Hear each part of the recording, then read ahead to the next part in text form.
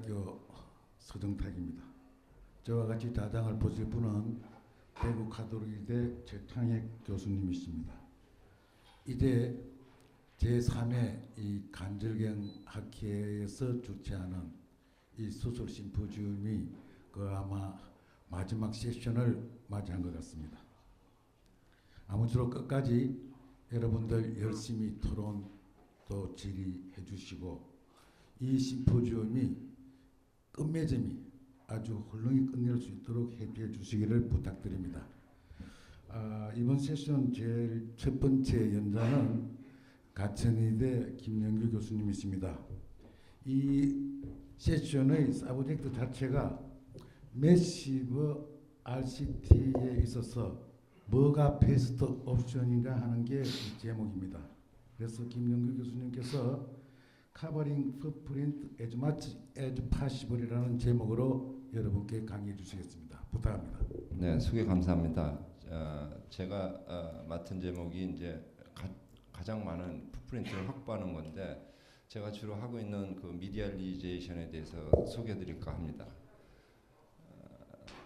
우리가 이 끊어진 근육 이렇게 매시브 테어일 때는 이렇게 기가 막히게 잘 되는 경우도 있죠. 근데 이런 것들이 픽세이션도 튼튼하고 갭 포메이션도 줄이고 그리고 텐던 투 본 인터페이스도 참 잘 돼 있는데 결코 이 라지 투 매시브 테어일 때는 이렇게 오리지널 풋프린트를 확보하기가 쉽지가 않다라는 얘기입니다. 이유는 이렇게 크로닉하게 매시브 테어가 될 정도로 가게 되면은 이 텐던 포션 시닝되고 디펙트가 있고 머슬 포션 아트로피, 패티 인필트레이션 돼서 이렇게까지 심하게까지 가는 경우들이 흔히 종종 관찰돼서 이런 것들이 원래 오리지널하는 이런 풋프린트를 갖다가 이렇게 우리가 커버링 한다는 것은 쉽지 않는 일입니다. 따라서 우리가 어떤 아나토미컬하게 풋프린트를 확보한다기보다도 각 개인에 맞게끔 그 환자에서 가장 옵티멀한 그런 풋프린트 커버리지가 중요합니다. 따라서 모든 텐돈 자체가 미디알로 조금씩 안으로 들어가 주면은 그나마 또 텐돈 자체의 스테빌리티에 좀 더 도움이 되지 않을까 생각이 들어서 이제 미디얼리제이션에 대해서 말씀을 드리는데 텐돈 디펙트가 아주 리트랙션도 심하고 텐돈 디펙트도 많은 경우에 이런 경우에 우리가 충분히 모빌라이제이션을 하고 나서도 잘 리페어가 안 될 경우에는 저희들이 파셜 리페어라든지 그다음에 오그멘테이션을 지금 쓰고 있죠. 그래서 메디얼리제이션은 아직까지는 얘기가 그렇게 많이 되고 있지 않고 임상적인 논문도 거의 전무후무한 상태입니다. 바이오미케니컬 스타디만 좀 나온 상태인데 일단 미디얼리제이션이 어떤 거냐라는 겁니다. 이제 이렇게 큰 디펙트가 있고 저희들이 땡겨와서도 땡겨지지 않을 경우에 있어서는 이 붙이는 풋프린트를 미디얼로 옮겨줍니다. 약간 그래서 좀 덜 텐스하게끔 해서 리페어 해주는 테크닉을 일컬어서 미디얼리제이션이라고 얘기를 하고 저는 한 덩어리가 옮겨지기 때문에 이걸 세그멘탈 미디얼리제이션이라고 저는 얘기를 하고 있습니다. 즉 이렇게 들어왔던 메디얼리제이션 텐도는 대부분 싱글로 리페어가 주로 이용이 되지만 이렇게 더블로까지도 가능하다는 얘기입니다. 즉 이 아티큘러 카틸리지 레트로 엣지가 원래 있었던 자리가 이 자리인데 이 자리가 안으로 이렇게 들어가지는 거죠. 그리고 여기에서 미디얼로의 앵커가 삽입돼서 슈처링이 주로 여기다 텐돈을 갖다가 붙이는 그런 테크닉을 일컬어서 말합니다. 거두절미하고 리트랙티드된 커프 테어는 일단은 커프 릴리즈가 굉장히 중요하죠. 이게 기본은 충실해야 됩니다. 그리고 경우에 따라서는 인터벌 슬라이드라든지 마진 컨버전시를 이용해 가지고 충분히 모빌라이제이션 시켜주는 것이 중요합니다. 일반적으로 서브아크럼이나 버절 사이드 쪽에서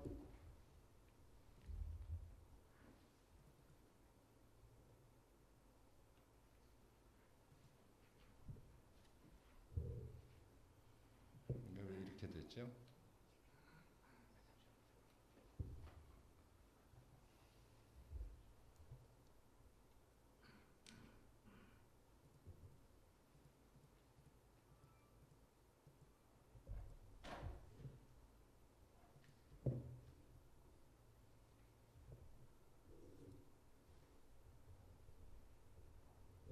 아까 다 확인했는데 왜 이렇게 일단 죄송합니다. 서브아크로미알 쪽에 버저나 스카티시 같은 것을 갖다 충분히 릴리즈를 하고 코라코 슈메랄 리가먼트를 갖다 코라코이드 베이스 쪽에서 이렇게 띄워줘야지만이 모빌리제이션이 중요하기 때문에 꼭 요 CH 리가먼트 있는 쪽을 갖다가 저희들이 열어주게 되고 이것이 조금 심하게 열게 되면 여기 구멍이 뻥 뚫리게 되는데 별 중요하지는 않는 것 같아요. 그래서 이렇게 릴리즈를 해주고 그 다음에 이제 인트라아큐킬라로 들어가서 캡슐로토미를 충분히 해줘야지만이 되겠습니다. 인트라아큐킬러 캡슐로토미가 굉장히 중요한 게 이 모빌리제이션의 가장 중요한 것은 이너 레이어 쪽의 커프가 굉장히 중요하고요. 아우터 레이어는 비교적 잘 당겨 오는데 이너 레이어 쪽에서 어디에 전된 이 층판은 굉장히 잘 당겨 오질 않거든요. 그래서 이렇게 인트라아큐킬러로 캡슐로토미 하는 것이 굉장히 중요합니다. 우리가 바깥으로 얼마만큼 당기느냐에 대한 관심이 많죠. 보통 한 3cm 정도 이렇게 당긴다라고 얘기하고 그 이상 당기게 되면 슈퍼스카프란 너브 인주리도 받을 수 있다 이렇게 얘기를 하고 있습니다. 뭐 대가들이 얘기하기는 엔트리어 포션 한 5cm까지도 그래도 움직여질 수 있다라고 얘기는 하는데 뭐 그거는 좀 말이 아닌 것 같아요. 그래서 이렇게 이제 안 당겨졌을 적에는 이같이 로테이터 인터벌 슬라이드라고 해서 이제 인터벌을 갖다 슬라이드 해주는 그런 테크닉을 이용해 가지고 코라코이드 베이스까지 쭉 째 가지고 그 다음에 슈퍼스프란트를 끌고 들어와서 리페어를 해주는 그런 테크닉을 이용하면 되는데 일반적으로 이 크로닉한 테어일 경우에는 RI 쪽을 갖다가 열게 되면 굉장히 텐돈을 갖다가 너들너들 이렇게 만들어주기 때문에 저는 썩 그렇게 선호하고 있지는 않습니다. 리버스 타입 L 쉐입의 라미네이티드 매시브 커브 테어입니다. 한번 봐보시죠. 좀 이렇게 텐돈이 리트랙션이 많고 아트로피가 많이 있습니다. 처음엔 조금 화질이 좀 나쁜데 양해해 주시기 바라고요. 이렇게 안에 있는 층판은 굉장히 리트랙션이 많이 됐고 잘 당겨오지가 않게 되고 인서션과 부위까지는 오질 않죠. 물론 이제 잘 당겨오질 않죠. 그래서 릴리즈를 충분히 버저 사이드 하고 그 다음에 이제 인트라아큐킬러로 붙어 있는 부위를 갖다가 띄게 됩니다. 그래서 충분히 모빌라이제이션을 해가지고 저 안에 있는 머슬 포션까지 보이게끔 이렇게 릴리즈를 해주는 것이 굉장히 중요합니다.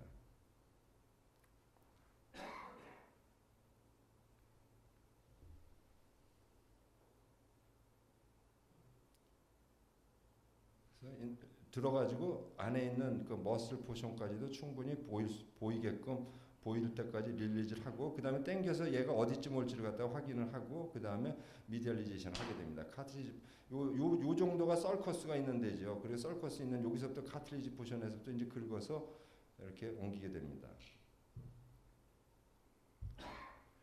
그 다음에 앵커링을 하고 이 라미네이티드된 이 프래그먼트가 뒤에 있어서 여기까지 끌고 올 것 같지 않아서 이때는 그냥 뒤쪽에다가 앵커링을 먼저 삽입해서 끌어오는 테크닉 주로 안테리어에서 먼저 시행을 하지만 이렇게 하게 됩니다. 그래서 두 층판을 같이 엠블록으로 같이 떠가지고 하는 경우도 있고 하나 잘 안 되면 하나하나씩 따로따로 뜨면서 이렇게 시행을 하게 되고 미디어 쪽에 앵커링을 하는데 여기에 조금 콜텍스가 좀 많이 깎여가지고 굉장히 조금 위크한 듯하니까는 주의를 하셔야 되고 가능하면은 데코티케이션 할 적에 링큐렛이나 이런 것들을 주로 이용하고 이 벌을 많이 사용하면은 안 될 것 같습니다. 그래서 싱글로로 할 적에는 꼭 메스날렌 정도로 티슈를 갖다 홀딩하는 파워를 갖다가 높이게끔 메스날렌 테크닉을 이용하는 것이 훨씬 도움이 됩니다. 그래서 뒤에서부터 잡아가지고 오고 그다음에 여기서 이제 열려가지고 부족하니까 하나 정도의 앵커를 더 박아서 나머지를 갖다가 마무리를 지면 될 것 같습니다. 그래서 정성스럽게 릴리즈를 잘 해가지고 미디얼리제이션 시키면은 안 땡겨올 텐던도 텐전을 그렇게 많이 안 먹은 상태에서 그래도 이 그레이터 투베러시티 쪽 그리고 아티큘러 카트리지 쪽에다가 이렇게 붙여줄 수는 있습니다. 그래서 이렇게 이쁘장하게 이렇게 됐죠. 결과는 뭐 두고 봐야 되겠지만요. 여러분 우려되죠. 모멘텀이 미디얼로 들어가면 모멘텀이 짧아지니까 레인지 오브 모션이 액티브 레인지 오브 모션이 떨어지지 않냐라고 했는데 바이오메카니컬 스타디는 몇 개 나와 있습니다. 한 10mm까지 큰 문제 없더라라는 얘기들을 갖다 주로 하고 있습니다. 그래서 미디얼리제이션을 텐돈 인서션에서 미디얼로 한 10mm 정도 미디얼 시프트해도 큰 문제가 없다라고 얘기를 하고 13mm 정도 이제 지나서야 액티브 레인지 오브 모션이 감소가 일어난다라는 바이오메카니컬 스타디는 몇 개 있습니다.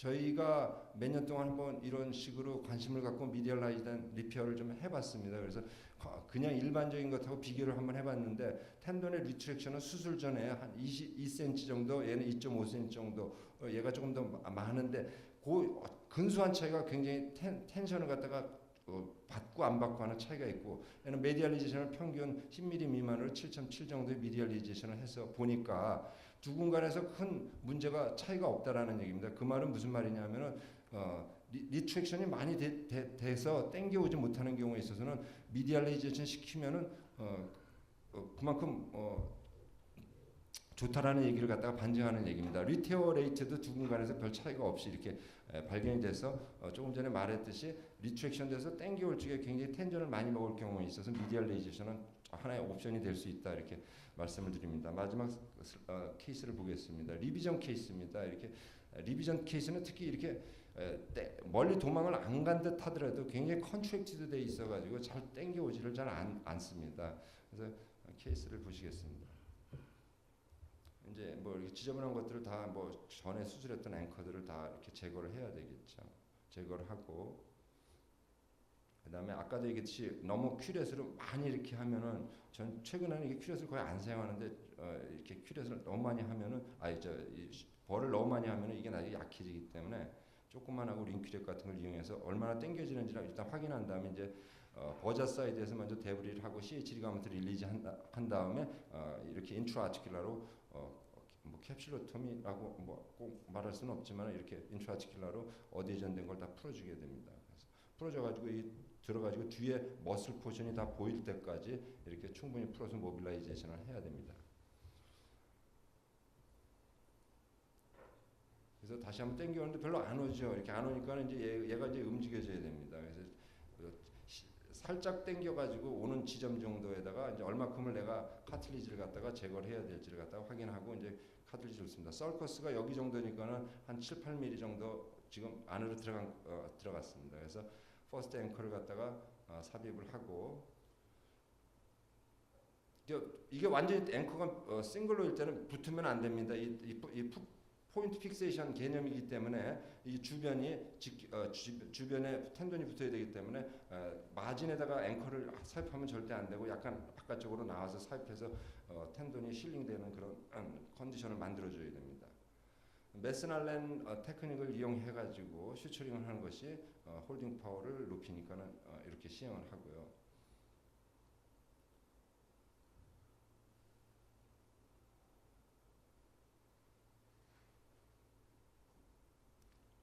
그다음에 여기서 이제 두 개 슈처링 하고, 그다음에 얘도 이제 들어가서 다시 텐돈을 잡아옵니다.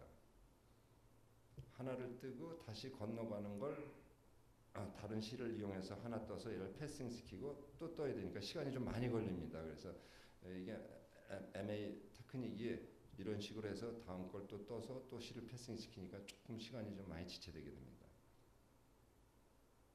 뜨고 또 다음 거를 뜨고 이제 이런 식으로 뜨는 거죠. 메스날렌은 제 실로 가서 뜨고 나머지 게 다른 실이 들어와서 뜨는데, 이 경우는 이제 층판이니까는 한꺼번에 뜨기 뭐해서 하나 뜨고 또 그 실을 이용해서 다시 뜨서 하나의 한 덩어리를 만들어줍니다. 그러니까 층판일 경우는 또 뜨는 횟수가 많아지니까는 굉장히 시간이 또 많이 걸리게 됩니다. 다른 게 들어와서 하나 뜨고 다시 또 뜨고 한 다음에 실을 패싱 시켜줍니다. 이걸 하나 다 잡기는 좀 어렵고요. 저쪽에 뭐 다른 네비아즈 테크닉 다른 것을 이용해서도 뜰 수 있는데 비스듬히 각도가 들어오기 때문에 직각으로 올라가지 못하니까 저는 그런 이렇게 저쪽 다른 루트에서 들어오는 걸 별로 선호하지는 않습니다. 그래서 마지막으로 메스날렌의 마지막을 이제 뜨게 됩니다. 그래서 이런 식의 십자가 형태의 실을 갖다가 만들게 됩니다.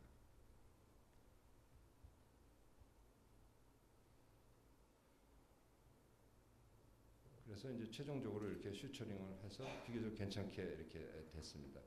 정리를 해보면은 일단은 크로닉 라지 투 매시브 티어는 리페어를 하는 걸 원칙으로 하지만은 실질적으로 굉장히 어렵죠. 그래서 환자의 셀렉션이 중요하고, 일단 내가 리페어를 결정을 하게 되면 톤 텐도는 모빌라이제이션을 충분히 시켜주고 그 다음에 세그멘탈 메디얼리제이션이 필요할 때는 시행을 해주는데, 이래도 안 되는 경우는 이제는 파셜 리페어 내지는 오그멘테이션 테크닉을 이용해서 하면 되고, 오그멘테이션 테크닉은 그 뒤에 선생님들이 아마 얘기해 주실 겁니다. 어찌됐든 간에 저희들이 리페어를 무조건 목적으로 해가서 억지로 한다기보다도 리페어를 할 때는 항상 차라리 못하더라도 unphysiological한 픽세이션은 절대 금해야 된다라고 결론을 내리고 마치도록 하겠습니다. 예, 수고하셨습니다. 이 토론은 이 마지막 세션이기 때문에 발표가 다 끝나고 난 뒤에 토론을 진행하도록 하겠습니다. 두 번째 연자는 조선의대 문영래 교수님께서 바이셉스 롱헤드 오그멘테이션에 대해서 강의해 주시겠습니다. 네, 감사합니다, 교수님. 저는 이렇게 로테이터 컵이 떨어져서 좀 리트랙션이 좀 있고 또 봉합이 좀 어려울 때는 이제 어떤 여러 가지 오그멘테이션 방법을 선택하는데 그 중에서 바이셉스 오그멘테이션에 대해서 말씀을 드리겠습니다. 한 62세 남자 같은 경우입니다. 로테이터 컵이 한번 수술했고 이제 리비전 크라운 이런 케이스들에서 오그멘테이션 선택할 수 있는데 어떤 경우에 대해서 하는가에 대해서는 다시 한번 말씀을 드릴 수 있겠습니다. 먼저 이것을 당겨 봐가지고 릴리즈를 하고 나서 갭이 절대로 오지 않는 경우에서는 바이셉스 오그멘테이션에 인디케이션이 내지 않고 그래도 그 사이에 필링 갭을 하고 나서 그것이 덮어질 수 있다 했을 때 인디케이션이 되겠습니다. 그래서 여기 이제 바이셉스를 잘라가지고 그 바이셉스를 통해서 연결을 해주는 것이죠. 즉, 위에서 잘라가지고 이걸 스테이스처럼 한 다음에 그것을 이용해서 리페어를 해주게 되는 것입니다. 자, 여기서 먼저 하나 스테이스처를 넣어놓고 나서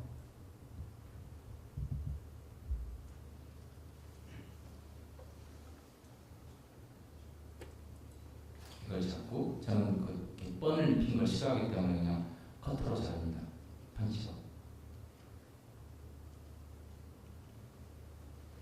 그래서 이를 덮어주는 것이고요. 즉, 그래서 이제 원하는 부위만큼을 어디까지 덮어주는가를 본 다음에 이제 당겨진 정도를 보고 나서 리페어를 해줄 것입니다. 그래서 스테이스처 된 것을 당겨가지고 하나하나 떠서 리페어를 해줄 수가 있게 됩니다. 그래서 이제 이것이 바이셉스 로테이트 컵이 어느 부위까지 닿는가를 본 다음에 리페어를 해주는 것이 필요합니다. 즉 로테이트 컵의 텐션만 생각해야 할 것이 아니라 바이셉스 텐션이 얼마큼 많이 심해질 것인가도 생각을 해야 되는 것이 바이셉스 오그멘테이션의 생각해야 할 고려점이 되겠습니다. 그래서 필요에 따라서 이것을 덮어주게 되면 바이셉스 오그멘테이션은 끝나게 됩니다.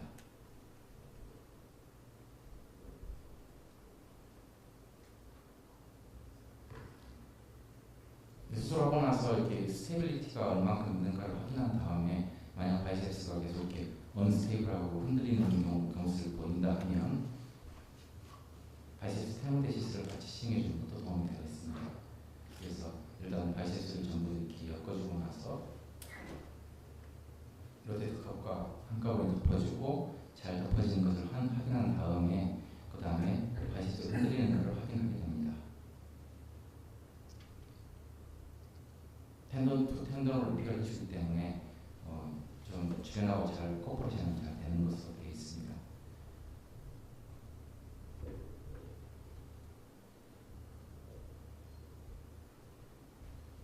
그래서 이제 만약에 바이셉스가 좀 불안정한 경우에서는 바이셉스 테노데시스를 같이 시행해 줄 수가 있습니다. 그 이유는 뭐냐면 가끔 수술하고 나서 서로 벡터 방향이 다르기 때문에 바이셉스를 과도하게 사용하다 보면 이것이 다 풀려가지고 바이셉스가 이렇게 떨어지고 이것도 다 풀려버리는 경우도 발생할 수 있습니다.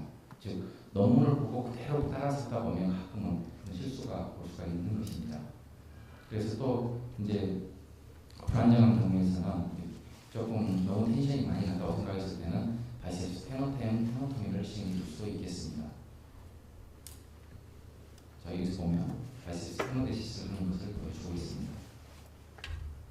그냥 앵커 하나 정도만 유지해가지고 고정을 해주면 되겠습니다.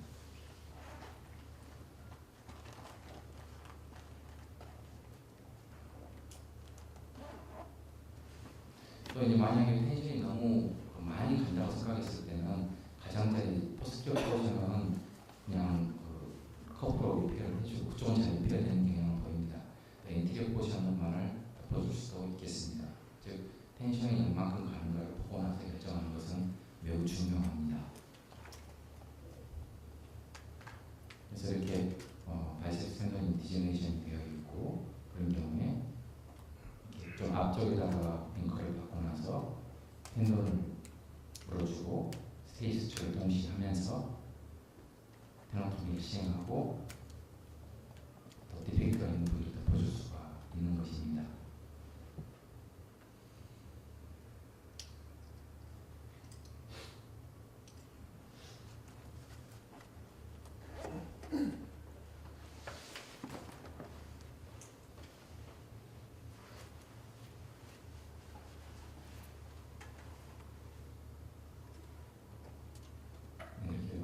이렇게 전방 부위만 덮어준 케이스가 되겠습니다. 어떻든 우리가 생각을 해야 할 것은 항상 바이셉스가 원래 이게 직상방으로 쭉 올라가는 것을 옆으로 되돌려준다는 것입니다. 또한 벡터 방향은 앞으로 밑으로 내려가고 또 미디어로 향하는 이 벡터가 서로 같이 공존하고 있을 수 있다는 것 때문에 리페어의 주기를 요구하는 것이 바이셉스 오그멘테이션의 하나의 문제점이라고 했습니다. 그래서 아직 컨트롤 시간이 있는 것은 많은 논문의 설명이 많습니다.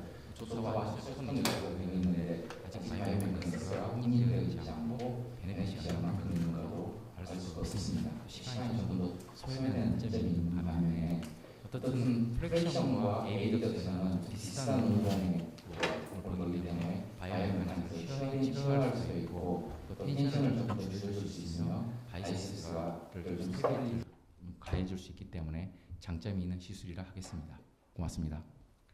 예, 수고하셨습니다. 다음은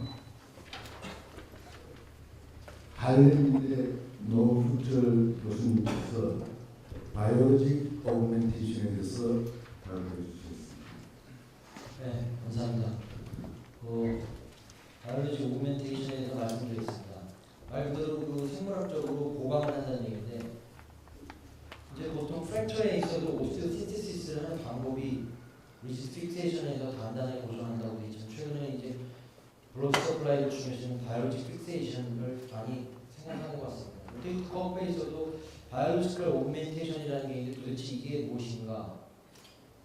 로테이트 커브에 있어서 우리가 제일 중요한 목적은 아까 김용 교수님이 말씀하신 것처럼 풋프린트를 톤 텐던을 본에다가 붙여서 단단하게 워터타이트하게 시크하게 픽세이션 해가지고서 텐던 투 본 힐링을 이루는 것이 가장 중요한 우리 로테이트 커브의 목적입니다. 근데 사실은 텐던 자체가 이제 텐던이 찢어지게 되면 이게 시간이 점점 지나면서 디제너레이션이 되면서 쇼트닝 되고 팻 디제너레이션이 되고 텐던 자체의 바이오로직 펑션도 많이 떨어지고 그것뿐만 아니라 본 자체의 풋프린트도 오스테오포로시스라든지 블러드 베슬 자체가 떨어지고 그렇기 때문에 그거를 톤 텐던을 풋프린트에다가 붙여줘야 되겠는데 아까 말한 여러 가지 그런 어려운 팩터들이 있기 때문에 미케니컬적으로도 사이즈도 문제가 되고 하기 때문에 그걸 땡겨갖고서 본에다가 붙여줘야 되는데 그런 어려운 점이 있고 그 다음에 붙여줬다 하더라도 찢어진 텐던하고 본 자체가 나이가 드시는 분들이 서로 크로스톡이 있으면서 서로 간에 어떤 사이토카인도 일어나고 서로 시그널이 되면서 본 힐링이 되게 이루어지는데 그런 것들이 다 떨어지게 되는 기능 자체가 떨어지게 돼서 이거를 무조건 간단하게만 붙여줘야 돼요. 일단 바이오로지를 이루기 위해서는 미케니컬이 어느 정도의 버틴 힘이 있어야 되기 때문에 픽세이션이 중요하고 픽세이션이 유지가 된다면 그 다음에 바이오로지를 생각하게 되는데 아시다시피 실질적으로 인상적으로는 결과가 안 좋거든요. 그리고 좀 헤어 사이즈 그 다음에 텐던 디제너레이션 정도에 따라 다르다. 더더군다나 매시브 커브 테어가 있을 때 우리가 리페어를 하지 못한 이 리페어라고 하는 커브가 있을 때 그냥 텐던 투 본을 못 붙여줄 정도로 리트랙션이 많이 나고 컨저버티브 한다든지 데블링 한다든지 파셜 리페어 한다든지 머슬 트랜스퍼를 한다든지 아스트로플라스티라든지 아니면 티슈 자체를 중간에 다리처럼 넣어서 인터포지션을 한다든지 오그멘테이션 한다든지 이런 것들이 있는데 그래서 아까 말씀드린 대로 여러 가지 그런 방법들이 여러 가지 안 됐을 때 제가 맡은 주제이 알로그라프트 바이오로직 픽세이션 해줘야 되는데 그게 본투 텐던이 픽세이션이 안 되기 때문에 이 리페어를 하는 경우에 이제 알로그라프트 쓴다. 그거는 인터포지션이라는 개념이고 다리를 연결해주는 브릿징 개념이고 그 다음에 어느 정도 본투 미디얼리제이션을 한다든지 해서 거기에 예를 들면 사이즈가 메시브가 아니고 미디움 테어나 라지 테어라 하더라도 MRI상이나 실제 들어가서 사이즈가 그 정도 되지만 퀄리티 자체가 안 좋아. 끝에가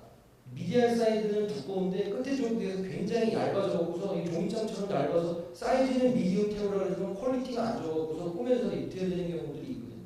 그런 경우에 있어서는 오그멘테이션 개념을 해주는 게 좋지 않겠나. 그래서 잘 아시다시피 그 인터포지션 그거에 대한 리포트는 많이 나와 있는데 그런 거가 다 페일한 걸로 돼 있어서 계속 제가 발표를 드리는 거는 그 나중에 뭐 기술이 더 발달돼서 이런 것들이 좋을 수도 있겠지만 오그멘테이션에 대해서만 시행하고 있습니다. 그래서 뭐 오그멘테이션을 언제 시행할 수 있느냐, 뭐 그래피티 인디케이션 여러 가지 있지만 이제 제일 제가 사용하는 인디케이션은 리페어한 텐던 투 본, 그 미디얼 쪽에도 하여간에 미디얼리제이션 하더라도 봉투 텐던 힐링을 픽세이션 해줄 수 있는 리페어한 메시브 테어를 때 쓰는 게 좋겠고, 그 다음에 아까 말씀드린 대로 인디케이션을 작게 해서 셀렉티드 일부의 미디움 투 라지 테어이지만 텐던 자체의 끝에 부분이 너무 프레자일하다든지 패티제너리 너무 심해가고 꼬매 이게 뜨기만 해도 쭉쭉 찢어진다든지 그런 경우에 있어서는 할 수 있겠다는 생각을 했습니다.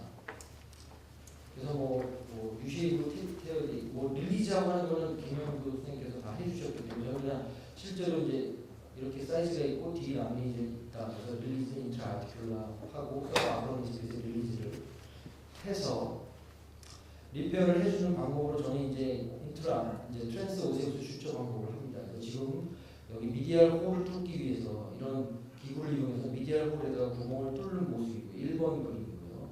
그 다음에 1번 미디알 홀에다가 구멍을 뚫은 다음에 지금은 이제 안테리어 하나 뚫고 앵커 박듯이 바깥쪽에 하나 뚫는 거고 이제 이 그림은 2번 그림이 되겠습니다.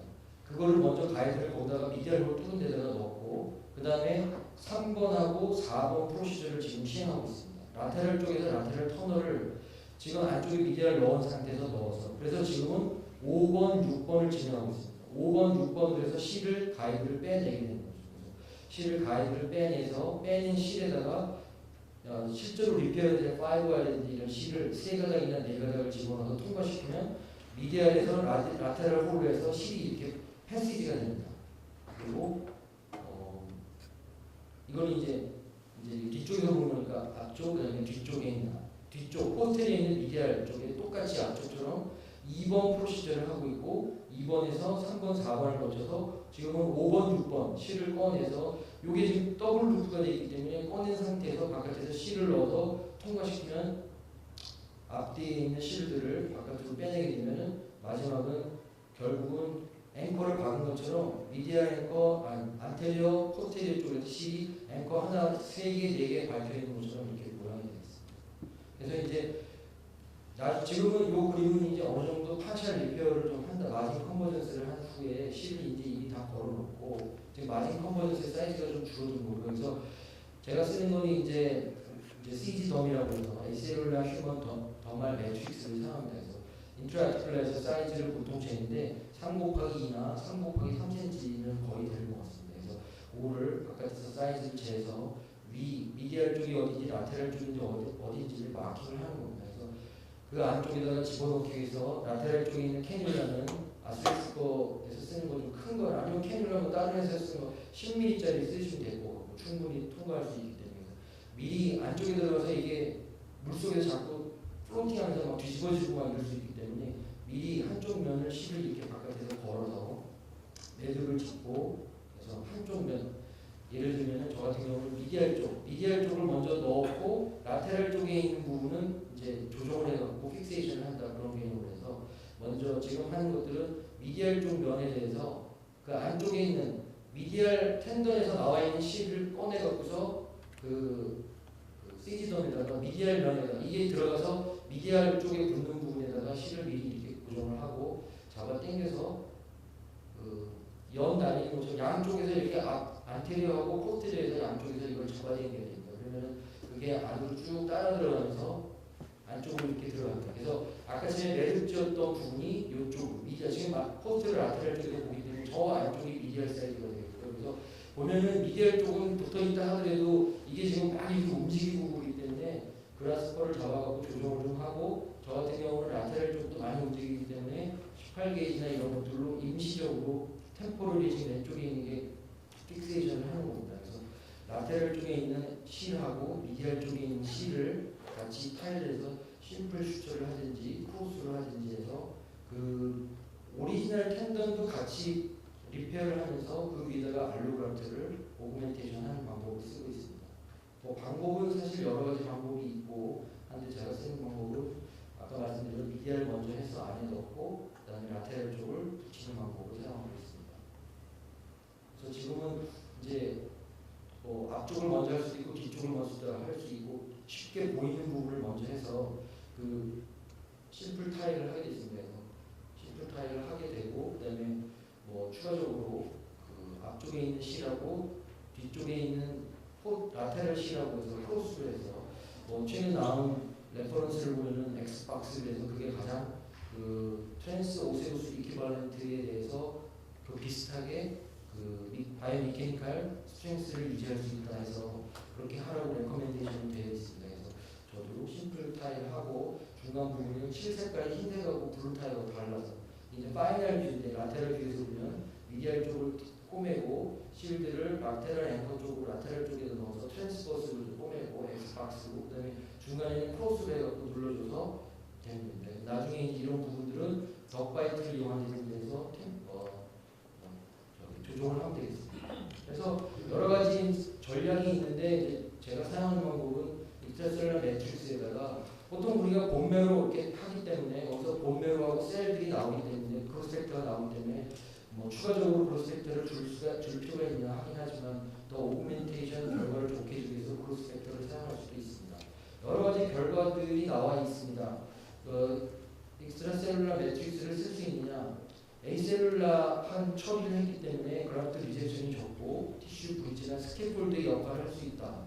그래서 좋은 결과를 보고를 하고 있지만 그 동물 실험까지 해서 좋은 결과 클리니컬 페이퍼는 뭐 좋은 결과 16명 중에 13명이 훨씬 결과가 좋다. 26개월 팔로우를 했다. 근데 프로스펙티브 스터디는 딱 2개밖에 나와 있지 않아서 더 연구가 필요하고 프로스펙티브 스터디에서는 오그멘테이션 안 하는 것보다는 85%에서 크로닉 투 텐던 테어 그라프트 자켓 에이셀룰라 매트릭스를 쓴 것이 결과가 좋았다는 논문이 있습니다. 하지만 여러 가지 문제점 아시다시피 그런 처리를 했다 하지만 DNA들이 남아있기 때문에 인플라메이션 리스판스가 있다. 페인하고 이데마가 좀 생길 수 있다. 힐링되는 과정 중에 이게 오리지널 텐던이 아니기 때문에 레서 엘라스틱하기 때문에 그 로드 케어링 어빌리티가 떨어진다. 리테어될 가능성이 높다. 그리고 여러 가지 아직까지는 증명되어 있는 에비던스 베이스 데이터가 많지 않다. 그래서 지금 제가 한 케이스를 좀 모아서 아직까지는 프리리미널 22케이스 그래서 토탈 MRI 팔로우를 한 거 13케이스에서 10케이스는 힐링에 대해서 77% 라지나 매시브 테어는 83% 매시브 테어는 한 케이스였는데 페일을 했습니다. 그래서 뭐 이거는 예전에 한번 보여드린 것 같은데 이거 테어되는 거는 그라프트를 한 다음에 MRI상으로 이렇게 까맣게 보이는 게 그라프트가 되겠습니다. 마찬가지로 여러 가지 트랜스 오세우스 이퀴발렌트나 트랜스 오세우스 방법이나 오픈 방법으로 해서도 리페어를 해서 결과를 얻을 수 있습니다. 그로스 팩터에 대해서는 22명 환자들을 갖고서 이제 버피코트 베이스드 PRP하고 플라즈마 베이스드 PRP 2개를 갖고서 비교를 했는데 당연히 혈소판 안에 들어있는 그로스 팩터가 그 버피코트 베이스의 GPSC가 훨씬 월등히 결과가 좋았습니다. 플레이트의 넘버도 훨씬 많았고 그로스 팩터, 트랜스포밍 그로스 팩터, 플레이트렛 드라이브드 그로스 팩터 이게 제일 중요한데 그 그로스 팩터들도 훨씬 양이 많았고 시간에 따라서도 주고 나서 TGF 베타, 트랜스포밍 그로스 팩터는 계속 양이 증가하지만 이런 것들은 이렇게 증가하다가 줄어들고 보통 4일 정도 돼서 줄어드는 것 같아서 또 한 일주일 정도 우리가 PRP를 주고 나서 다시 일주일 뒤에 주고 하는 것들은 아마 시간적으로 그로스 팩터에 그거하고 맞는 것 같습니다. 그래서 동물 실험을 해봤었을 때도 훨씬 더 PRP나 알로그라프를 주는 게 결과를 좋은 거야 하는 것 같습니다. 처음으로 다시 돌아가서 이런 것들을 다 생각해 봤었을 때 어떤 것이 가장 좋으냐 지금 하시는 것처럼 당연히 풋프린트를 커버해서 제일 좋고 도저히 안 된다 그러면 자기 거를 롱텐 바이셉스 이용해서 오그멘테이션을 하는 게 좋고 그래도 안 된다 그러면 바이올로지컬 오그멘테이션을 하는 게 좋지 않겠는가. 만약에 한다 그렇다면 아직까지 긍정적인 결과는 있지만 아직까지는 에비던스 베이스가 없기 때문에 좀 더 클리니컬 스터디나 베이직 리서치가 더 필요할 것으로 생각됩니다. 예, 수고하셨습니다. 다음은 마지막 연재입니다. 한림대 윤현식 선생님께서 이 수프라 스페플라너를 아스로스코픽 디컴프레션하는 인디케이션 및 폴에 대해서 강의해 주시겠습니다. 예, 감사합니다. 이제 마지막 시간을 제가 이제 오늘 갖고 나가야 되는 영광을 제가 얻어서 기쁩니다. 대부분 뭐 제가 어깨를 좀 것이 그 동산북도에서 포항에서 많이 더워서 여기는 고향 같은 느낌이 좀 듭니다. 그리고 아시는 분들도 예전에 포항에 있을 때도 그런 분들 많이 있고 그래서 반갑기 짝이 없습니다. 오늘 내용은 그 스프라스 캐프탄 브리즈를 매치도 되었대 하는 것이 좋겠느냐, 목표 없겠느냐, 또 하면 또 얼마나 어려우냐 뭐 이 정도의 주제죠. 그래서 일단 알기 전에 이제 스케플라노브, 플러스 스케플라노브를 딱 보면은 그리고 C5에서 나와가지고 이 이제 수프라 스피니터스와 인프라 스피니터스의 이렇게 모터 브랜치를 줘요. 그래서 수프라 스피니터스의 메인 두 개의 브랜치를 주고 인프라에는 하나의 브랜치를 먼저 줬다가 세 개로 나누는 거죠. 이 인프라 버스들이 크잖아요, 뒤쪽으로. 그리고 이제 나머지는 이제 요 AC 조인트와 그래노이무랄 조인트로 들어가서 거기에서 조금 이제 센서리 브랜치를 주는데 이게 우리가 큐테저 센서리 브랜치는 이렇게 만지면 아픈 건데 이건 아니고 이제 아티클러 센서리 브랜치라고 해서 뭔가 찝찝한 거죠, 아픈 거 그런 브랜치를 줘요. 근데 최근에 이제 그 큐테너스 브랜치가 없다고 생각했었는데 요즘 아나토믹 스터디들이 발달되면서 이게 조금 이 큐테너스 센서리 브랜치도 좀 가는구나. 그러니까 이 피부 쪽으로 좀 노마툼이 조금 있는 것 같은 그런 연구를 좀 많이 해놨습니다. 이제 관절경으로 보면은 스카스케플라노브는 요 속에 있고요. 요 위에 있는 게 이제 우리가 유명한 트랜스버스 스케플라 리가멘트인데요. 이게 이제 코노이드 리가멘트에 연결되어 있어요. 이렇게 코노이드 리가멘트, 이게 이제 코노이드 리가멘트가 이렇게 올라가는 거죠. 그래서 이렇게 연결되어 있어요. 물론 지금 왼쪽으로 보는 거는 뭐 오른쪽 손이고 이거는 왼쪽 어깨 좀 보기 편하라고 그런 건데 사실은 이제 엔도스코프를 여기서 보는 게 아니고 반대편에서 보는 거예요. 반대편에서 이제 보면은 이제 이렇게 보이는 거죠. 그래서 그 리가멘트가 아무튼 중요한 건 코노이드 리가멘트와 연결돼 있다. 이렇게 이해하시면 돼요. 그거는 나중에 수술할 때 코노이드 리가멘트를 보고 찾아야 되거든요. 그러니까 그걸 알고 계셔야 되고 이것은 이제 제 비디오가 아니고 제 이제 결혼한 절친인데 아르헨티나가 아스발로모가 이 사코스에서 이제 시연한 비디오예요. 여기 왼쪽이고요. 여기 바이셉스 튜버러스티 바이스탈 부부가 여기 있는 거예요. 이제 이쪽이 안테리어겠죠.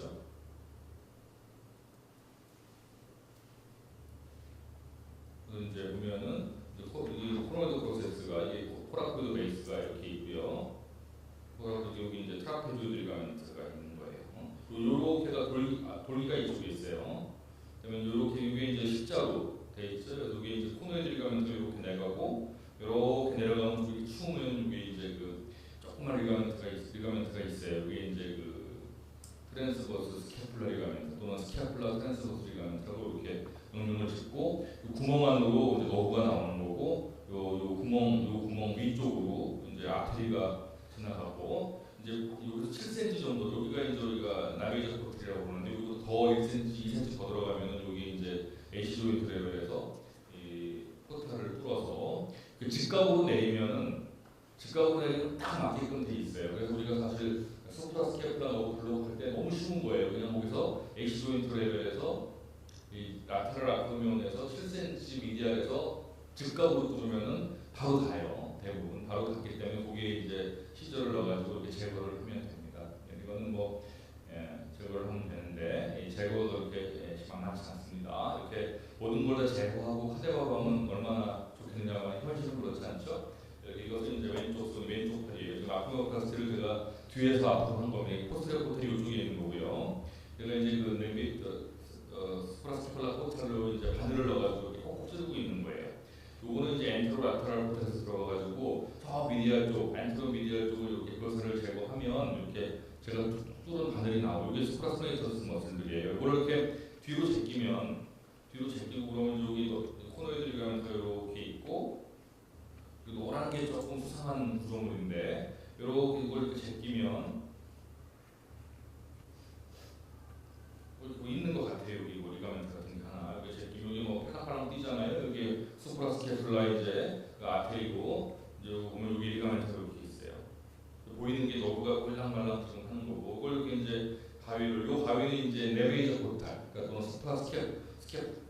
스케플라 호텔에서 들어간 이제 그 가위가 이렇게 들어가고 오른쪽에 앞뒤가 이제 흉측한 게 막 지나가죠.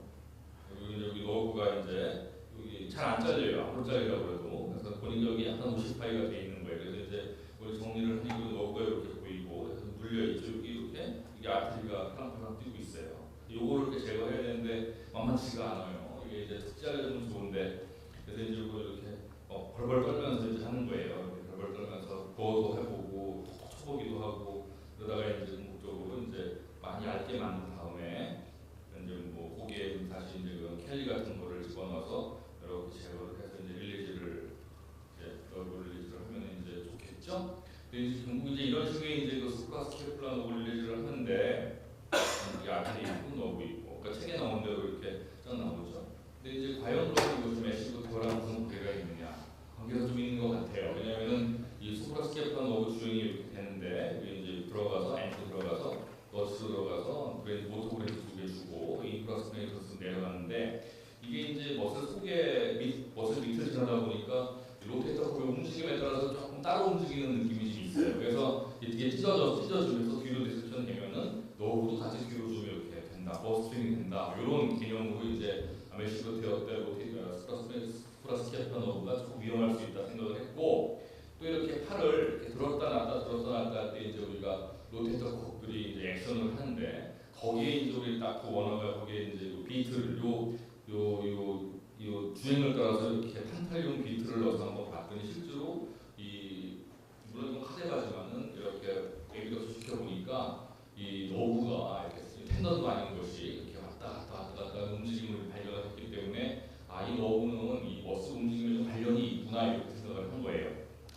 또 하나 중요한 거는 우리가 이제 메시브 테어 때 여러분 저기 그거 알잖아요. 카팔 터널 신드롬 할 때 이렇게 여기 디스크 있는 사람은 이게 민감하잖아요. 이걸 더블 프레시라고 그러잖아요. 그래서 요 C56번의 디스크가 있는 사람은 카팔 터널이 작아요. 이게 세게 흘리지도 않았는데 여기서 한번 데미지를 받아가지고 왔기 때문에 여기가 조금만 흘려도 오는 거 우리가 카팔 터널 더블 프레시 팩트라고 그러는데 마찬가지입니다. 왜냐면은 우리가 메시브 테어가 생겼을 때도 사실 이 폴스 커플만 있기 때문에 올라가요. 이 폴스 커플은 우리가 이제 이게 어퍼 트라페지우스, 로우 트라페지우스, 델토이드를 우리가 뭐라고 하냐면 스케플러 소라시크 폴스 커플이라고 그러고 초록색으로 보이는 게 서브 스케플러, 서브 스캡, 그다음에 테레스 마이너와 인플러스 메터스 한쌍 그리고 로어 세로토스 엔티리어가 우리가 이것을 우리가 그레노이드 휴모럴 폴스 커플이라고 해요. 그래서 이것이 이제 서로 이 주기적으로 쟤들이 이 트윈으로 연결돼가지고 그런 움직이는 건데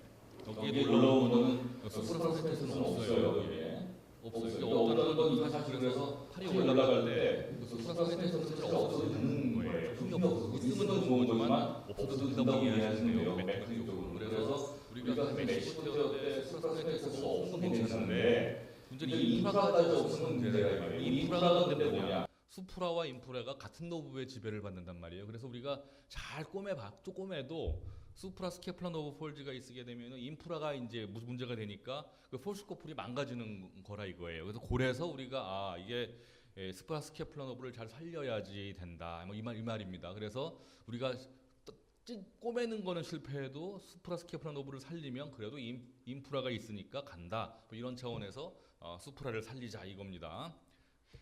그래서 이제 이거에 대해서 저 저널을 보면은 이제 수프라 스케플라 메시브 테어 때 그러면 수프라 스케플라 노브가 문제가 있느냐 저널 리뷰해 보니까 있는 것 같아요. 그러니까 이 메시브 워너가 26명 중에서 7명의 메시브 테어가 EMG상에 증명이 됐고 보이키는 42명의 메시브 중에서 25명이 EMG상 포지티브가 나왔어요.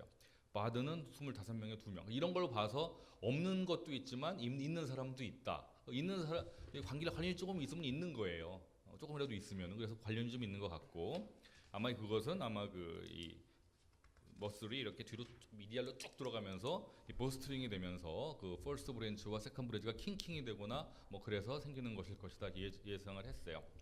그러면은 이와 반대로 이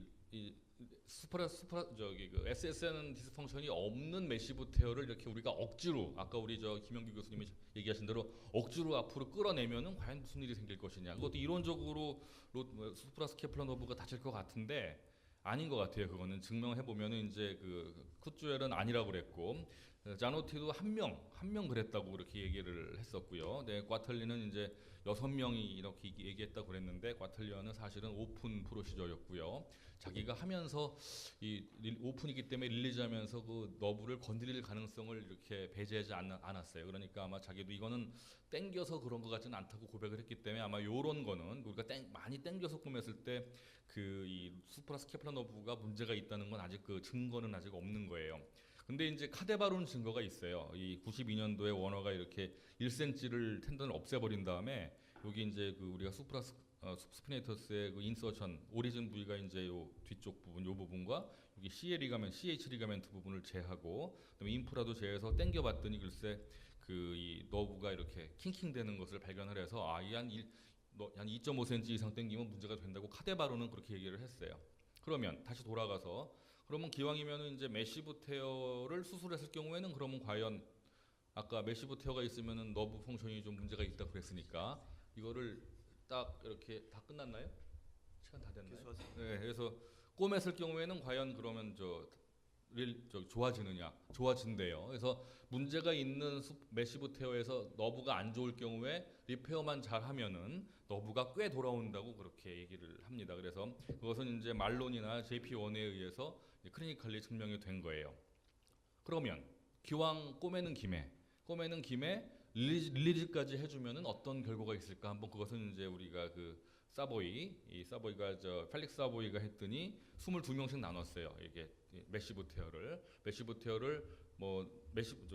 너브 펑션이 있는 사람 말고 그냥 메시브 테어를 나눠서 한 사람은 이 22명은 그냥 리페어만 했고 22명은 릴리즈까지 했더니 물론 다 결과가 다 좋았는데 44명이 다 좋았는데 훨씬 더 리커버리 속도가 빠른 거예요. 릴리즈 한 게. 그래서 궁극적으로 파워도 많이 돌아왔고 그래서 릴리즈 하는 게 효과가 있다고 이런 증명 얘기를 했습니다. 그러나 그리고 이제 저도 생각해 보니까 그 프로시저를 잘하면 딱 자르는데 뼈만 이 메리언스만 안 걸리면은 한 5분 안에 끝내니까 기왕 그 아주 프로시저가 익숙하면 하는 게 좋겠다고 생각을 하고 다는 아니지만 어떤 환자한테는 그 프로시저로 큰 도움을 받을 수 있다. 이렇게 얘기를 할 수 있습니다. 그러나 증거는 아직 별로 없는 것 같아요.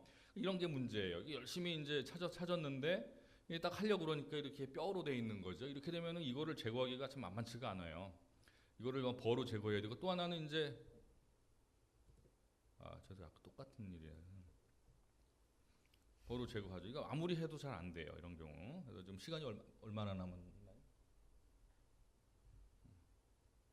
거의 이제 마지막 슬라이드인데 이런 걸 가지고 벌을 가지고 이제 막 갈아냅니다. 사실 근데 이런 거를 하기가 부담스러운 게 지금 제가 메시브 테어 리페어를 열심히 해야 되는데 이걸로 지금 시간을 이렇게 끌고 있고 실제로 이런 거 하다가 너브를 사실 자를 수도 있고 이런 여러 가지 문제 때문에 모든 사람한테 이거를 하기가 좀 어려운 거예요. 근데 또 하나 문제는 이런 사람들이 수프라스케플라 너브 폴지가 있을 확률이 높은 거니까 그리고 어떻게 생각해 보면은 이런 거를 또 하는 게 옳은 것 같기도 하고 이제 아직도 딜레마인 겁니다. 그리고 또 한 가지는 이런 베리언스. 그러니까 예를 들어서 여기 그림이 중요한 건데 다 끝날 때까지 기다려야 되니 참 문제네.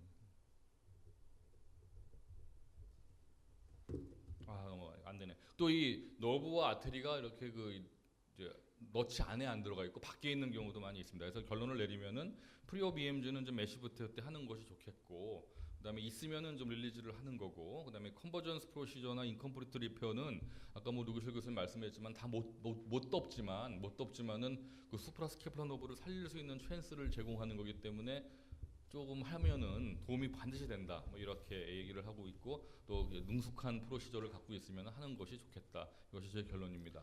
예, 수고하셨습니다. 예, 오늘 오랫동안 달려왔습니다. 예, 약간 시간이 지났지만 또 좋은 주제이기 때문에 디스커션 조금 해보도록 하겠습니다. 그 연자분들 앞으로 나오시죠. 먼저 첫 번째 김정규 교수님 발표에 대해서 질문이나 코멘트 있으시면 이야기 바랍니다. 김정규 교수님 아까 사진 마지막 수술하는 거 보니까 이렇게 리페어 할 때 앵커 위치시키는 게 앞에서부터 뒤로 이렇게 앵커를 인설션하고 타일 하시던데요. 우리가 일반적으로 생각해 보면 이제 포스테리어 도미넌트 커프니까 이렇게 커프를 모빌리제이션 시켜보고 그 위치를 잘 찾아가지고 하려면 포스테리어부터 이렇게 첫 번째 앵커를 잡아가지고 하면 더 피지올로직하게 이렇게 모빌리티 된 걸 확인할 수 있겠나 싶은데 마지막 결론이 unphysiologic한 리페어는 오히려 안 좋다. 그래서 피지올로기 하기 위해서는 하나의 테크니컬 팁으로 뒤에 쪽 걸 앞으로 당기는 것으로 하는 게 어떻겠나 싶은데 선생님 생각 어떻습니까요? 뒤에서부터 눌러주기 시작하면 앞쪽이 또 좀 안 되는 것 같아요. 그 메시 그래서 버티니까 예, 앞쪽을 다 원래 문컵한다 메시 버튼 하더라도 원래는 예. 뒤에서부터 하는 것보다는 앞에서 하는 게 더 저는 더 정답이다라고 생각을 해요. 잡아오는 게. 그 마지막 잡는 거는 이제 앞쪽이 최종적으로 잡히겠지만 이제 우리가 모빌리션 시키고 이렇게 당겨오는 걸 체크해 보려면 이렇게 처음부터 완전히 다 당겨오는 건 아니니까 포스트부터 이렇게 텐션이 걸리는 정도를 체크해 가면서 당기는 건 어떤가 싶고 저는 좀 주로 뒤에서부터 하기 때문에 그런 어떤 의견을 때는 물어봤습니다. 전 뒤에서 하는 경우는 라미네이션 돼 있는 경우는 오히려 앞에서 하면 좀 헷갈릴까 봐 뒤에서부터 이렇게 좀 잡아오는데 그렇지 않고는 그냥 보통 앞에서부터 합니다. 추가로 하나 더 질문을 프로에서 없어서 그런데 이제 메디얼리제이션이 과연 그러면 이제 컴플리트 리페어라고 할 수 있느냐, 그럼 아니면 또 파셜 리페어냐, 그 메디얼리제이션을 했는 것에 대해서 이제 그 의미를 어떻게 판단하는 게 참 다를 수가 있습니다. 근데 이제 메디얼리제이션 하더라도 선생님 아까 그 스타디에 보면 이제 메디얼리제이션 했는가 안 했는가 하고 했을 때 메디얼리제이션 했는 게 조금 더 낫다 뭐 이렇게 하시는데 추가적으로 업덕션 효과는 기대하지 않습니까? 이렇게 하다 보면 이제 메디얼리제이션의 정도가 우리가 끝까지 다 다가오는 게 더 좋다고 하지만 이제 업덕션 해버리면 또 끝까지 다가오는 것처럼 보이거든요.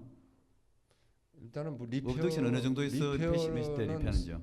우리 그냥 비치 체어라면 30도 정도 업덕션 상태 이상은 안 올리죠. 올려가지고 슈처링을 하면 안 되죠. 그러니까 선생님께서 리페할 때는 당겨오는 거 보고 예. 일단 업덕션 위치를 한 자세로 예. 유지해주고 예, 그 이상 안 되면 거기에 하는지 오히려 아니면 업덕션을 업덕션은 더해서 안 하고요. 리페하죠. 그냥 예. 완전히 붙입니다. 영도에서 붙여서 거기서 안 오면은 이제 그 다음에 뭘 하는 거지. 일단 벌리면서는 안 합니다. 리페어는 그냥 이 상태에서 뉴트럴에서 얼만큼 땡겨오느냐를 가지고 얼만큼 미디얼로 갈지를 갖다 결정을 하는 거고 그리고 이 미디얼리제이션은 어쨌든 텐던을 본 투 텐던 리페어하는 거기 때문에 컴플리트 리페어 개념입니다. 텐션 프리 리페어가 참 중요한데 그러면 리페어를 이렇게 하고 나서 뉴트럴 포지션에서 한다. 그래서 치고 나서 리페어하고 나도 우리가 그게 과연 진짜 피지올로직하게 되는지 이제 헷갈릴 수 있는데 리페어 후에 텐션을 체크하는 방법이 있는지 혹은 또 리페어 후에 또 추가적인 어디오즈라이시스를 하시는지요? 아니면 그 정도로 해놓고 리페어 후에는 끝내는지 안 하고요. 리페어 전에 충분히 다 하고 합니다. 그걸로 끝내신다고요? 예. 다른 질문 없으시면 두 번째 현재 문영래 쌤의 바이오로직 어그멘테이션, 바이셉스 이용한 바이오로직 어그멘테이션에 대해서 질문이나 코멘트 있으시면 이야기해 주시죠. 선생님, 그 바이셉스 텐던을 이렇게 이제 트랜스버스하게 돌리더라도 결국 원래 로테이트 커브는 이렇게 미디얼리제이션 돼 가지고 있는 거 아니겠습니까? 그래서 결국 원래 커프는 미디얼리제이션 돼 있고 바이셉스는 그 바깥쪽에 이제 필인 해주는 것 정도인데 물론 인터포지션은 아니고 오메테이션이라고 하지만 바이셉 로테이트 커프 텐던이 있는데 그 위에 덮어주는 게 아니고 그냥 로테이트 커프는 본드 텐던까지 오게 되고 그 바깥에 이렇게 입혀 주는 건데 그게 과연 어느 정도 이렇게 본드 텐던 힐링의 의미가 있겠습니까? 결국 텐던 투 텐던 힐링 되는 걸 기대하는 건데 그렇게 해가지고 추가적으로 바이셉스가 기능이 어떻게 로테이트 커프가 본에 힐링 되는데 어떤 영향을 미칠 수 있는지. 네, 리페어를 해보면 교수님 말씀하셨던 것처럼 바이셉스 그 텐던 그래프트에 미디얼 마진에 딱 붙는 경우도 있고요. 많은 경우가 바이셉스를 이렇게 넘어서서 그 볼살 사이드는 덮어지는 것을 관찰할 수가 있습니다. 그래서 이제 일반적인 그냥 미디얼라이제이션에 비해서 좀 차이가 있다면 바이셉스 텐던의 그 소프트 티슈를 같이 이용해서 넣기 때문에 로테이트 컵이 부담해야 할 너트를 하는 부위에서 가해지는 텐션을 좀 이렇게 이분하게 나눌 수 있는 그런 장점이 있는 게 이런 소프티슈 바이셉스 오그멘테이션의 장점이라 보겠습니다. 아마 그러면 바이셉스를 이용한 텐션 디스트리뷰션 효과가 네, 일단 맞습니다. 추가적으로 예. 있다 이렇게 생각할 수 있을 것 쭉 같습니다. 이렇게 옆으로 퍼지기 때문에 너트처럼 이렇게 잘 덮어지는 버튼처럼 덮어주는 효과를 가지게 되는 게 좀 효과를 하겠습니다. 예, 우리 김영규 교수님 지금. 예, 전에도 그 우리나라에서 뭐 바이셉스에 갖고 논문 낸 게 이용월 선생님 내 가지고 지난번에도 그런 얘기를 질문을 좀 드린 바 있는데 힐링의 문제입니다. 지금 톤 텐던에 맞지 있는 굉장히 푸어한 바스큘라리티를 가지고 있고 거기다가 바이셉스가 또 왔어. 텐던 투 본이 아닌 텐던 투 텐던에 에이바스큘라라는 두 개가 있습니다. 그래서 바이셉스의 바스큘라리티가 얼마나 들어가는지 제가 한번 문헌을 찾아보니까는 텐던 자체로 하나같이 지나가긴 지나갑니다만은 원래 텐던을 살리고 하는 거는 시스에서부터 서플라이되는 옷들이 살려줘야 됩니다. 근데 그것이 지금 다 깨져 있는 상태이기 때문에 텐던 자체를 거의 에이바스큘라라고 보는 게 맞아요. 그래서 그 에이바스큘라라는 것에 또 에이바스큘라가 거의 들어와 가지고 리페어를 했는데 커프 인테그리티가 1년 지나서 폴로업 MR 찍어 보니까는 대부분 다 괜찮더라. 라는 걸 과연 우리가 믿을 수 있을까라는 게 굉장히 퀘셔너블하고요. 그리고 외국 학회를 다니다 보면 바이셉스 오그멘테이션 별로 얘기 없습니다. 거의 유별나게 우리나라에서만 자꾸 바이셉스 오그멘테이션 얘기해서 많은 사람들이 자꾸 하게끔 유도되는 것 같은데 저는 개인적으로 굉장히 조심스러운 프로시저가 아닐까 생각이 들어서 말씀을 좀 드립니다. 네, 발표한 사람 입장에서 그렇게 그 질문하신 교수님의 의견에 동조하기는 그렇지만 저 역시도 똑같이 생각을 합니다. 바이셉스 오그멘테이션은 그냥 하나의 프로시저일 뿐이고 많은 사람의 동조를 받지 못하는 프로시저 중에 하나인 것입니다. 물론 이제 바이셉스 텐던이 아까 말씀하셨던 정상적인 내추럴 코스는 에이바스큘라를 하지만 만약에 이제 뼈에 그레이드 2 벌었을 때 얹혀놨을 때는 또 바스큘라리티가 달라질 수는 있다라는 어떤 이론적 가설은 가질 수가 있겠지만 또 어떤 논문에서는 바이셉스 텐던 그래프트를 해주는 경우도 논문 보고가 있기는 합니다. 그렇지만 어떻든 이게 디제너레이션 돼 있는 바이셉스 텐던을 필링 이펙트 때문에 그냥 그렇게 무조건적으로 받아들여야 할 그런 프로시저는 아니고 캔디데이트를 잘 골라서 프로시저를 선택해야만 되는 이것이 바이셉스 오그멘테이션인 것은 사실입니다. 예, 저도 김영규 선생님하고 비슷한 의견인데 결국 그게 바이셉스 오그멘테이션 하는 것이 결국 바이셉스의 메인으로 리페어 해가지고 그다음에 로테이트 커프를 같이 오그멘테이션 하는 게 아니라면 메카니컬한 스포트를 한다면 선생님 사진도 보면 라테랄 로에 앵클을 박아가지고 바이셉스를 찍고 로테이트 커프를 추가적으로 집은 정도로 보이거든요. 네, 맞습니다. 차라리 미디얼 사이드에 이제 로테이트 커프를 좀 더 펌하게 짓고 바이셉스를 추가로 집는 그런 식의 어떤 테크닉이 우리가 어떻게 보면 약간의 미디얼리제이션을 하면서 거기에 바이셉스를 오그멘테이션하는 그런 것도 생각해 볼 필요가 있지 않나 이렇게 생각을 예, 맞습니다. 어떻든 하나의 프로시저 중에 하나로 생각할 것이지 이것이 모든 것을 해결할 수 있는 오그멘테이션 방식은 결코 아니라는 것은 제가 결론적으로도 말씀드릴 수 있을 것 같습니다. 감사합니다. 그럼 노기철 쌤 이게 계속 연결되는 그런 질문이 되어서 아마 플로어 있는 쌤들의 어떤 생각을 연결시키기 위해서 제가 다시 질문드리겠습니다. 앞에 바이셉스는 결국 메카니컬 스포트를 해주는 그런 거다. 그래서 근데 패치를 위한 바이오로직 오그멘테이션이 되거든요. 네. 결국 이것도 오그멘테이션으로 생각을 하시는데 사실 결과적으로 했는 걸 보면 이것도 앞에 질문과 똑같습니다만 그 로테이트 커프가 이게 집어줄 수 있는 데까지 집어주고 그 위에 덮지만 이게 두 겹으로 완전히 덮는 건 아니지 않습니까? 네, 그러니까 일부분은 반이 덮여지고 그다음에 예. 풋프린트를 같이 덮어줍니다. 예, 추가로 하는데 그러면 그렇다고 해가지고 풋프린트에 이게 텐던이 바로 힐링되는 건 아니거든요. 예. 그리고 그러니까 미디얼 사이드에 집어놨던 슈츠 브릿지 형태로 해가지고 바깥으로 하더라도 텐던이 풋프린트 위에 슈츠 브릿지로 덮이는 게 아니고 그야말로 이렇게 보기에는 위에서 볼 때는 굉장히 팬시하게 다 덮이는 것 같지만 실제로 풋프린트 덮이는 거는 이제 패치 포션이 예. 대부분이기 때문에 과연 그 힐링 이펙트를 거기서 이제 바이오로직 오그멘테이션을 하지만 거기에서 텐던 투 본 힐링을 강조하시는데 그게 과연 될 수 있는지 거기에 대해서 한번 코멘트 부탁하겠습니다. 지금 말씀드린 게 맞고요. 제가 생각하기에는 저도 이론적인 배경은 잘 모르겠지만 텐던 투 본 힐링이 아까 말씀드린 대로 라테럴 쪽은 어차피 텐던이었기 때문에 알로그라프트가 있는데 그 밑에 있는 본메로가 이제 분명히 알로그라프트 스캐폴드 쪽으로 같이 연관이 될 것이다.